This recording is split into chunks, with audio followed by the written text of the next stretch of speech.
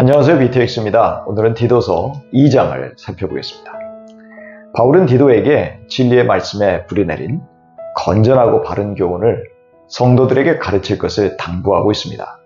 먼저 나이 많은 남자들은 삶의 우선순위들의 적절한 균형을 잡으며 절제할 줄 알아야 합니다. 절제는 성령의 열매인데 정욕과 유혹을 이기며 살아가는 능력을 의미합니다. 또한 연장자들은 위엄이 있어야 하는데 이것은 존경받을 수 있는 어른이어야 한다는 말입니다. 신중하다는 것은 사려 깊고 자제하며 삼갈 줄 아는 현명한 모습을 가리킵니다. 이들은 믿음 안에 서서 말씀이나 진리를 벗어나지 않도록 힘써야 합니다. 사랑이 흔들리지 않아야 한다는 것은 연장자들이 젊은이와 다르게 아버지의 사랑을 보여줄 수 있어야 한다는 것입니다. 인내심에서 흔들리지 말라는 것은 나이가 들었더라도 자신에게 맡겨진 일을 소망 가운데 끝까지 감당하는 끈질기고 책임있는 모습을 의미할 것입니다. 바울은 연장자들에게 인격의 성숙을 기대한 것입니다. 이어서 바울은 디도에게 나이 많은 여자들이 교회에서 거룩하고 존경받을 모습을 보이도록 가르치라고 합니다. 나이 든 여성들이 거룩하다는 것은 당시 문화에서는 최선을 다해서 존중함으로 섬기는 모습을 연상시켰습니다. 그렇게 이들은 남을 비방하여 다른 사람의 명예를 훼손하지 않아야 합니다. 또한 시간에 여유가 있다고 지나치게 술에 빠져들어서는 안 되고 절제와 분별력이 필요하다는 것입니다. 대신 디도는 이들에게 젊은 여자들에게 선한 것을 가르치는 성숙한 상담가요 멘토가 되도록 권면해야 했습니다. 그리하여 젊은 부인들이 남편과 자녀를 사랑하는 마음과 태도를 갖도록 훈련시키라는 것입니다. 자칫 바쁜 가사와 육아로 인해 사랑의 관계가 느슨해지거나 끊어져서는 안 된다는 것입니다. 또한 신중하여 갖가지 감정과 태도와 행동을 다스릴 줄 알아야 한다는 것이죠. 젊은 부인들은 남편에게 순결하도록 자신들의 정욕과 욕망을 조절해야 했습니다. 이들에게 집안 살림도 부지런히 잘 살피고 가족과 이웃에게도 친절과 관용을 베풀게 하라는 것입니다.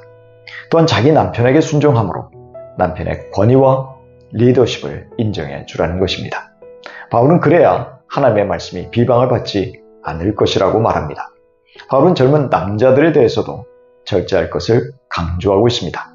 대체로 젊은 남자들이 의욕이 넘치다 보면 열정적인 감정과 행동을 다스리는 절제력을 잃을 수 있기 때문입니다. 젊은 남자들에게는 이 한 가지만을 강조했다는 것이 특이합니다.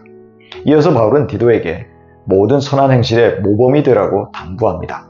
그리고 가르칠 때 때묻지 않은 순수하고 위엄 있는 태도를 보이라고 합니다.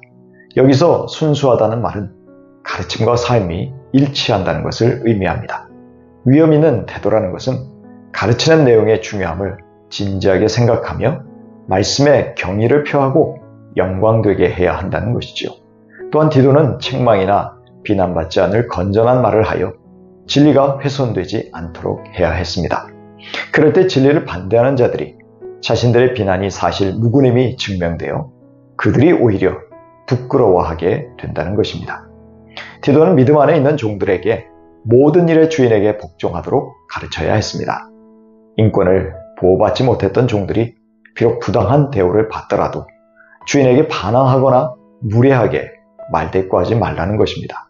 한 걸음 더 나아가 종들이 주인을 기뻐하며 신실한 모습을 보이는 태도를 갖도록 가르쳐야 했습니다. 다른 종들과 달리 주인의 재산을 훔치지 않고 주인이 온전히 신뢰할 수 있는 신실한 종이 되라는 것입니다. 이런 섬김의 삶을 통해서 그리스도인 종들이 우리 구주 하나님의 교훈을 빛낼 것입니다. 즉 종들의 변화된 매력적인 삶을 통해서 하나님이 영광을 받으시고 그리스도를 다양한 사람들에게 소개할 기회를 갖게 된다는 것입니다. 왜냐하면 측량할 수 없는 놀라운 구원의 은혜가 예수님을 통해 모든 사람에게 나타났기 때문입니다. 이 말은 복음의 메시지가 각기 다양한 배경을 가진 사람들에게 차별 없이 제시되었다는 것입니다. 그리하여 누군가에게 구원의 은혜가 임하면 그에게 변화가 일어나서 경건하지 않음과 속된 정욕을 버리게 됩니다. 구원의 은혜를 체험한 그리스도인은 세상 일과 세속적 삶의 방식에서 멀어지고 세상에 대한 흥미를 잃게 됩니다. 하나님을 거부하는 경건하지 않거나 거룩하지 않은 세상의 문화들에 거부감을 갖게 되는 것이죠. 오히려 세상에서 신중하고 의롭고 경건하게 살게 합니다. 즉 세상이 부추기는 욕망에 끌려가지 않는 절제력이 생기고 하나님의 뜻에 합당한 의로운 삶을 살아가며 하나님 중심의 삶으로 복종하는 삶을 살게 된다는 것입니다.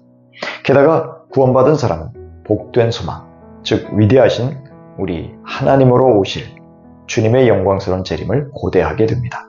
이 영광스러운 주님의 재림을 기다리는 우리가 이미 복받은 사람임을 알아야 합니다. 바울은 재림하실 그리스도가 우리를 위해서 자기 몸을 내주심으로 우리의 죄값을 지불하시고 우리를 모든 불법에서 건져내셨다고 말합니다. 그 어떤 죄나 불의를 막론하고 우리 주님이 모두 그 죄값을 치러주셨다는 것을 알아야 합니다. 그런데 이러한 그리스도의 구속사역은 우리를 죄의 영향으로부터 깨끗게 하심으로 구원받은 백성으로 하여금 선한 일에 열심을 낼 수 있게 하려는 특별한 목적이 있었습니다. 여기에서 선한 일은 다름 아닌 우리 주님의 뜻과 기준을 따르는 것입니다. 바울은 디도에게 하나님의 권위를 가지고 침묵하지 말고 이것들을 말하고 권면하고 책망하라고 합니다. 즉 디도는 크레타 교인들의 신앙적 성숙을 위해서 최선을 다해야 한다는 것입니다. 아무도 디도를 무시하지 못하게 하고 그리스도의 권위를 가지고 담대하게 말씀을 가르쳐야 함도 덧붙이고 있습니다. 디도서 2장 14절입니다. 그리스도께서는 우리를 위하여 자기 몸을 내주셨습니다. 그것은 우리를 모든 불법에서 건져내시고 깨끗하게 하셔서 선한 일에 열심을 내는 백성으로 삼으시려는 것입니다. 그리스도의 피값으로 우리를 구원하신 하나님의 분명한 목적이 있음을 바울이 분명히 기술하고 있습니다. 그것은 선하신 하나님의 뜻을 따르려는 강한 열정을 가지고 사는 것입니다. 하나님의 기준인 말씀에 순종하며 살아가는 것이 하나님의 백성의 모습이요 하나님의 자녀의 모습임을 알아야 할 것입니다.